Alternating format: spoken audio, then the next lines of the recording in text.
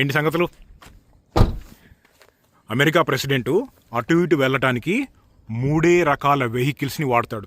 అందులో ఎక్కువ దూరం వెళ్ళటానికి వాడేది ఎయిర్ ఫోర్స్ 1 అనే విమానం, నంబర్ 2 మెరీన్ 1 అనే హెలికాప్టర్ లోకల్లో, మూడవది బీస్ట్ అనే కార్ అనమాట.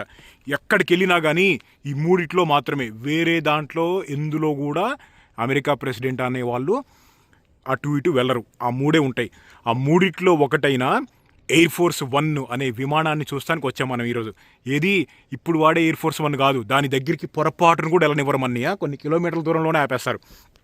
ఇప్పుడు వాడేది దీనికన్నా ముందు ఉన్న వెర్షన్ అనమాట. ఇప్పుడు ఒక్కొక్క ఎయిర్ ఫోర్స్ 1 అనే విమానము యావరేజ్గా 40 సంవత్సరాల సర్వీస్లో ఉంటుంది. ఇప్పుడు ట్రంప్ వాడే బండి ఎయిర్ ఫోర్స్ 1 అనేది బోయింగ్ కంపెనీ 1990లో తయారు చేసి ఎయిర్ ఫోర్స్ 1 అంటే యుఎస్ ప్రెసిడెంట్ వాళ్ళకి ఇస్తే వాళ్ళు ఇప్పటికీ కూడా దాన్ని వాడుతూనే ఉన్నారనమాట. అందుకని ట్రంప్ అంటూ ఉంటాడు, బండి పాతగా అయిపోయిందా, కొత్తది ఇవ్వండి అని చెప్పి బోయింగ్ వాళ్ళని అడుగుతున్నాడు. కానీ బోయింగ్ వాళ్ళు మేము ఇంకా తయారు చేస్తూనే ఉన్నామని చెప్పారు. మనం ఇప్పుడు వెళ్ళబోయేది ఎయిర్ ఫోర్స్ 1 ప్రెసిడెంట్ విమానము 1981 నుంచి 89 వరకు రొనాల్డ్ రీగన్ అనే ప్రెసిడెంట్ వాడిన బండి. దాని తర్వాత వచ్చిన ప్రెసిడెంట్ ఎవరంటే George Bush, Bill Clinton, George Bush. తర్వాత మూడో ఈయన సీనియర్ అని, ఫస్ట్ ఆయన సీనియరు, ఈయన జూనియరు. తర్వాత బరాక్ ఒబామా, తర్వాత డొనాల్డ్ ట్రంప్, తర్వాత జో బైడెన్. ఇప్పుడున్నది ఎవరో తెలుసుగా, ఇక్కడ ఉంది చూసారా, లాస్ ఏంజలీస్లో సిమీ వ్యాలీ అని ఒక ఏరియా ఉంటుంది. ఈ ఏరియాలో వాళ్ళు వాడిన విమానం ఉంది, వెళ్ళి చూద్దాం. అయితే ఎయిర్ ఫోర్స్ 1 విమానాలు ప్రెసిడెంట్కి 1 కాదు 2 ఉంటాయి. డిట్టో సేమ్ 2 అంతే ఉంటాయి. ఎందుకు అంటే సెక్యూరిటీ కోసం అనమాట. 2 కారణాలు. 1 సెక్యూరిటీ కోసము, 2 ఇప్పుడు ఎక్కడి నుంచో సడన్గా ప్రమాదం వచ్చేసింది, ప్రెసిడెంటు ఎమర్జెన్సీగా అప్పటికప్పుడు ఎక్కి తీసుకెళ్ళాలి. అలాంటప్పుడు విమానాన్ని స్టార్ట్ చేసి తీసుకెళ్లాలంటే 2-3 గంటలు పట్టిద్ది. విమానాలు స్టార్ట్ అవ్వగానే వెళ్ళవు.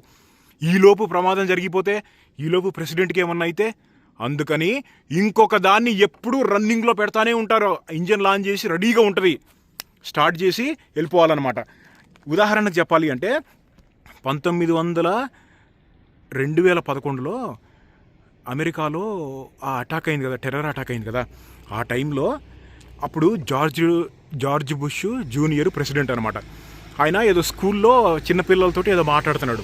ఆ టైంలో ఎవరో వచ్చి చెవులో చెప్తారు, మన మీద టెర్రర్ అటాక్ అయింది అని చెప్పంగానే ఆయన రెస్పాన్స్ బాగుంటుంది అంటే పిల్లల ముందు భయపడ్డు, మామూలుగా ఉంటాడు. సరే, వాటి గురించి తర్వాత మాట్లాడదాం.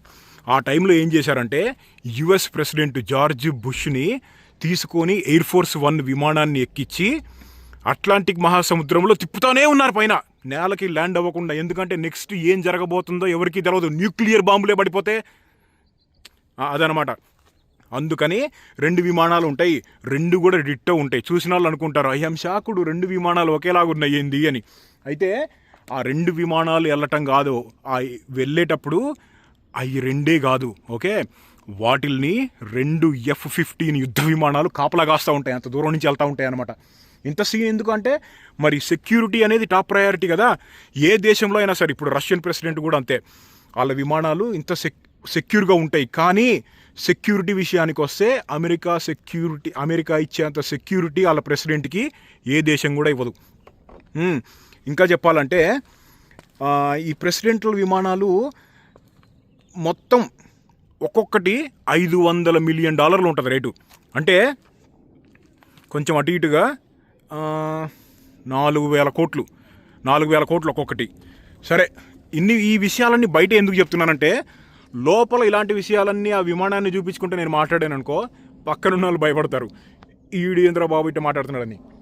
అందుకనే అనమాట ఆ ఎయిర్ ఫోర్స్ 1 అనే విమానం వెళ్తుంటే దాంతోపాటు సేమ్ డిట్టో ఉండే బండి ఒకటి, F-15 యుద్ధ విమానాలు 4-5 కలిపి ఇలా వెళ్తూ ఉంటాయి అన్నమాట. అది వస్తుంటే మొత్తం ఎయిర్ స్పేస్ అంతా కూడా జామ్ చేసేస్తారు, ఎయిర్ స్పేస్ అంతా కూడా ఆపేస్తారు. ఇంకా చెప్పాలి అంటే ఎయిర్ ఫోర్స్ 1 అనేది విమానం రూపంలో ఉన్న ఒక ఇల్లు, గాలిలో నుంచి వెళ్తూ ఉంటుంది. ఎటువంటి ఎటువంటి పరిస్థితిలో అయినా సరే ప్రెసిడెంటు వాళ్ళ మిలిటరీతోటి కానీ లేకపోతే వేరే దేశాల ప్రతినిధులతో కానీ కాంటాక్ట్లో ఉండాలి అంటే కమ్యూనికేషన్ ఉంటుంది.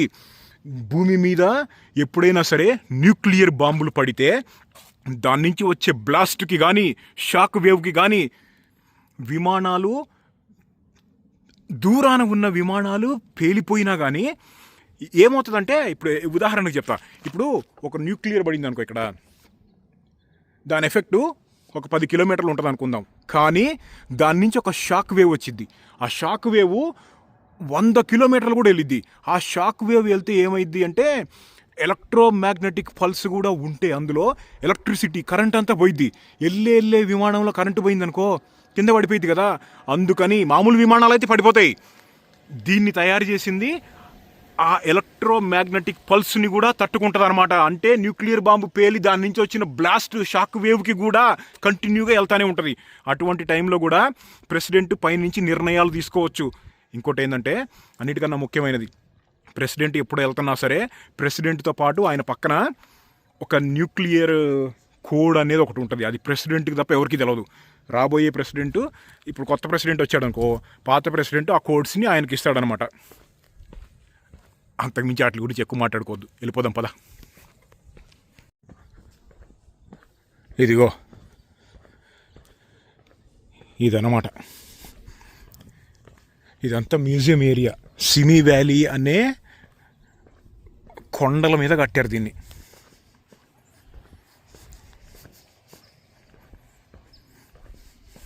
చూడు చుట్టూ వ్యాలీ ఎలా ఉందో. మొన్న కొన్ని కామెంట్లు చూసా, లాస్ ఏంజలీస్ అనే పేరు దానికి ఎలా పెట్టారు అని చెప్పి. లాస్ ఏంజలీస్ అంటే సిటీ ఆఫ్ ఏంజల్స్, అంటే తెలుగులో చెప్పాలి అంటే దేవతలు ఉండే ఊరు.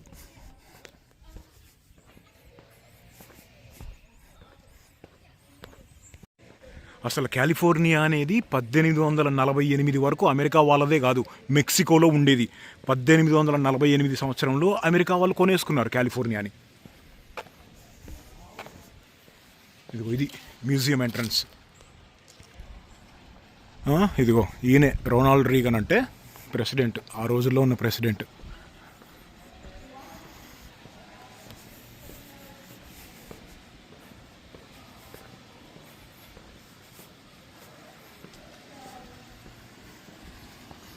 ఇది భలే ఉందే, అంటే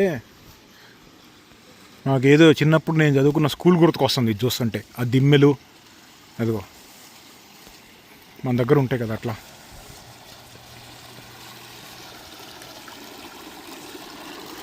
చేపలు ఉన్నాయా చూసారా? అమెరికా వాళ్ళకి ఎంత అలవాటో, లోపల పైసలు వేశారు, ఎక్కడికి వెళ్ళినా వేస్తారు.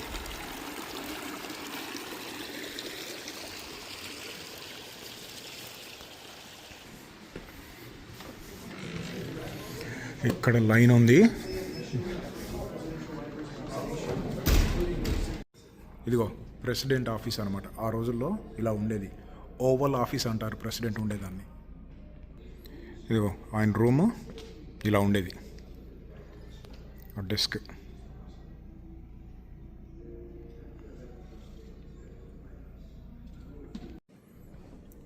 వచ్చేసాం, అదిగో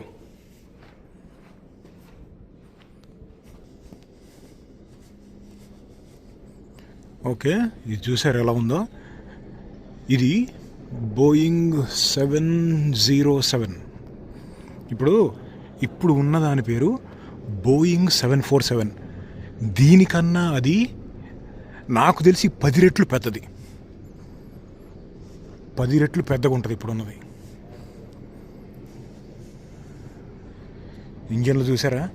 మళ్ళీ ఒకసారి చెప్పాలా, రోల్స్ రాయిస్ తయారు చేస్తుంది ఈ ఇంజన్లు. ఇదిగో కింద వెళ్దాం పద. ఈ కింద చూడు, ఎయిర్ ఫోర్స్ 1తో పాటు బీస్ట్, ఇదిగో ఆ కార్ పేరు బీస్ట్. మొత్తం బుల్లెట్ ప్రూఫ్, బాంబు ప్రూఫ్లు అయ్యి. ఇదిగో అక్కడ మెరీన్ 1 ఉంది చూడు, మెరీన్ 1 హెలికాప్టర్ చెప్పారా, అది ఉంది.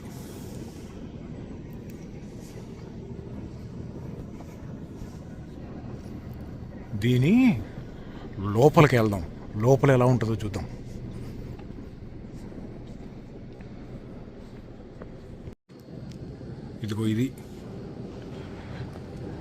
ఇది విమానం, ప్రెసిడెంట్ విమానంలోకి వెళ్ళబోతున్నాం. జార్జ్ డబ్ల్యూ బుష్ కూడా వాడాడంట దీన్ని.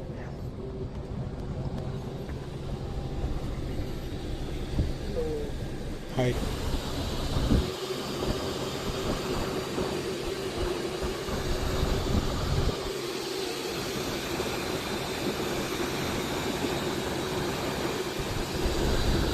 ఐదు సీట్లు ఉన్నాయి, 4 పైలట్లు ఉంటారు. ఒక సీటు ఎప్పుడన్నా ప్రెసిడెంట్ వచ్చి కూర్చుంటాడంట. అసలు చూడు ఎన్ని బటన్లు ఉన్నాయో, ఎన్ని బటన్లు ఉన్నాయి. ఇదిగో కమ్యూనికేషన్, ఇదిగో ఇక్కడ చూడు ఇవన్నీ ఎంటర్ అవ్వగానే లోపలికి. ఇదిగో నేను చెప్పానా న్యూక్లియర్ది ఉంటుందని. సూట్ కేసు, ఇది ఒక రూమ్. ఇది ప్రెసిడెంట్ రూమ్ అంట. వెనకాలదేమో వాళ్ళ వైఫ్ది, ఫస్ట్ లేడీ అంటారు కదా.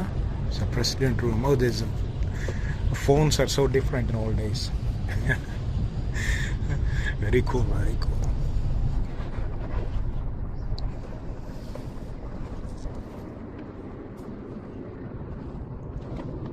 ఇది ఒక రూమ్ ఉంది ఇక్కడ.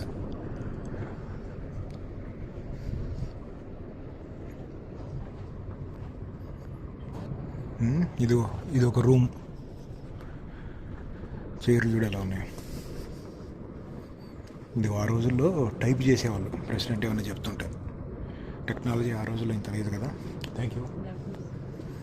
నేను ఇక్కడ చూడు కుర్చీలు ఎలా ఉన్నాయో.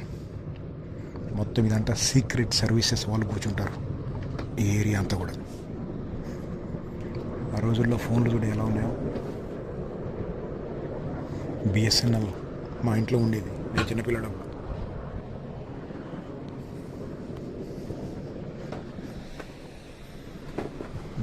Luggage,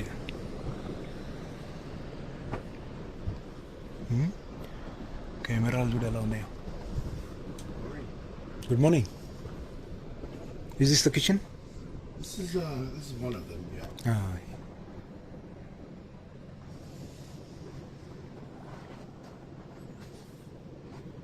This is the exit, right? Yes. Yeah. Okay. Thank you. Oh, you're welcome.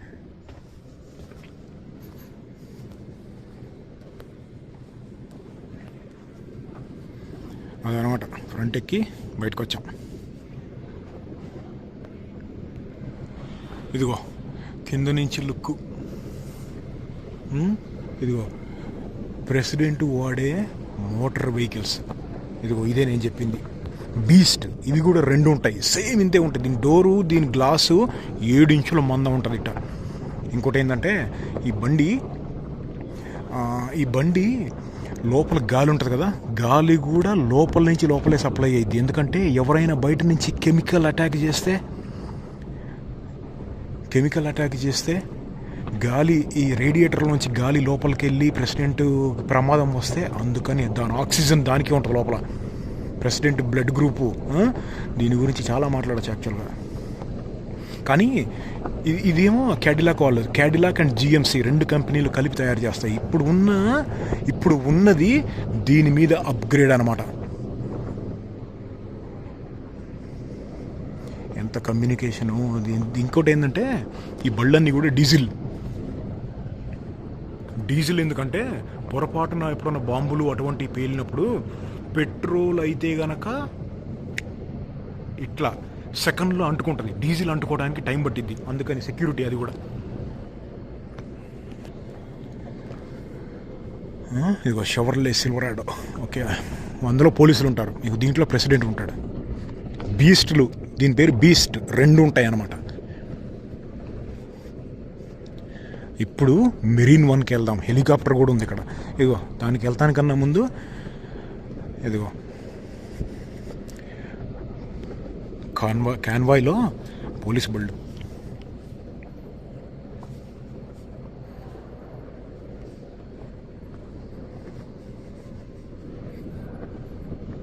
Loss Angeles police department వాళ్ళే అంటే. ఇదిగో మెరీన్ 1 హెలికాప్టర్.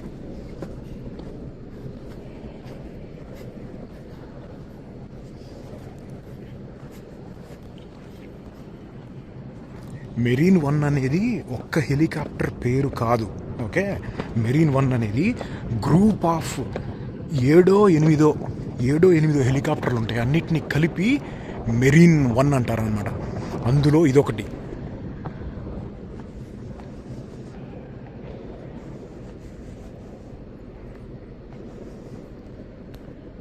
దీని పేరు సికోర్స్కీ VH-3A అనే హెలికాప్టర్. లోపలికి వెళ్తానికి లేదు.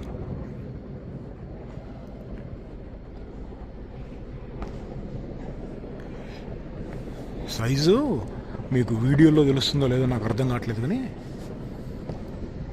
చాలా పెద్దగా ఉంది.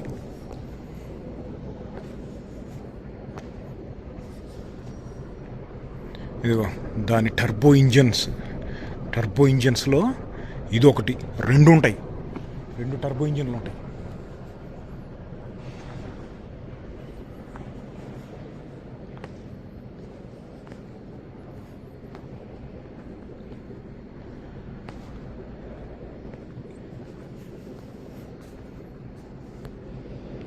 మామూలుగా హెలికాప్టర్స్ అనేవి లోపల చాలా లౌడ్గా ఉంటాయి. ఇయర్ ఫోన్స్ లేకపోతే ఇయర్ మఫ్స్ పెట్టుకోవాల్సిందే ఎవరైనా సరే. కానీ ఈ మెరీన్ 1 అనే హెలికాప్టరు ప్రెసిడెంట్ ట్రావెల్ చేయడానికి వాళ్ళు మాట్లాడేటప్పుడు సంతకాలు అవి పెట్టాల్సి వచ్చినప్పుడు డిస్టర్బెన్స్ ఉండకూడదని చెప్పి లోపల నాయిసీగానే ఉంటుంది. కానీ ఒక హెలికాప్టర్కి ఎంత తక్కువ సౌండ్ అనేది పాసిబుల్గా ఒక ఇంజనీరింగ్ తోటి తయారు చేయగలరో అంత తక్కువ తోటి తయారు చేశారు. అంత తక్కువ సౌండ్ ఉంటుంది లోపల. అంటే ఎలా అంటే మనం కారులోనో బస్సులోనో వెళ్తుంటే ఎలా ఉంటుందో దీంట్లో అలా ఉంటుంది సౌండ్. కంప్లీట్గా సౌండ్ లేకుండా హెలికాప్టర్ తయారు చేయడం అనేది అయ్యే పని కాదు. పైన టర్బో ఆ ఫ్యాన్లు ఉన్నాయి చూసారా, అలా ఉంటాయి.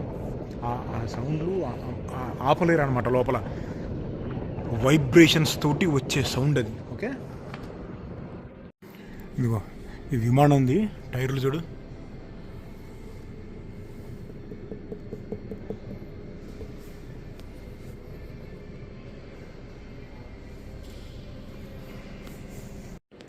ఈ హెలికాప్టర్ లోపల ఎలా ఉంటుందో చూద్దాం పద.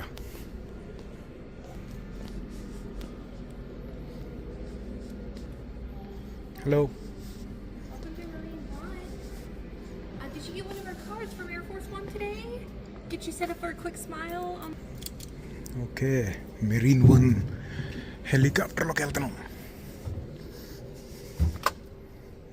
ఇదిగో కాక్పిట్, 2 పైలట్లు.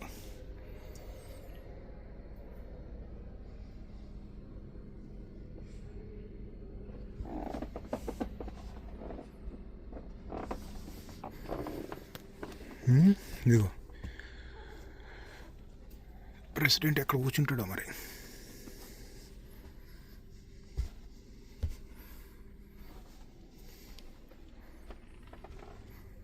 కాంటాక్ట్ పైన చూసారా, నిలబడటానికి లేదు.